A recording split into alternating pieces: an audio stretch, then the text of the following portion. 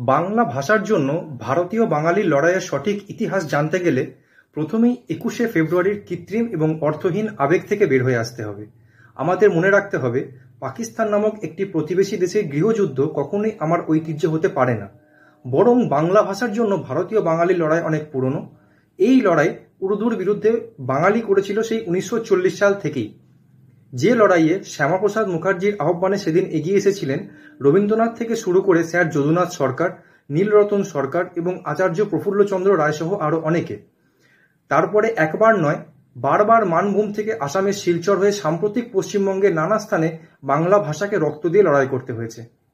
খুব সুনিপুণভাবে সেই গৌরবময় ইতিহাস থেকে আমাদের ইচ্ছাকৃতভাবে দূরে সরিয়ে রাখা হয়, বদলে বাধ্য করা হয়, যাতে আমরা ওই পাকিস্তানের গৃহযুদ্ধে ২১শে ফেব্রুয়ারিতে কি হয়েছিল সেটাই মনে রাখি।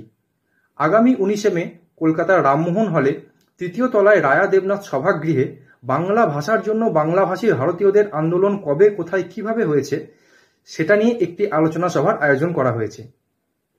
বৈভবী সামভাবী ফাউন্ডেশনের পরিচালনায় এবং নিও ন্যাশনালিস্ট ও ভয়েস অফ হিন্দুস্তান সংঘের সহযোগিতায় এই অনুষ্ঠানে অংশগ্রহণ করতে যারা ইচ্ছুক তারা নিচের লিঙ্কে রেজিস্ট্রেশন করবেন।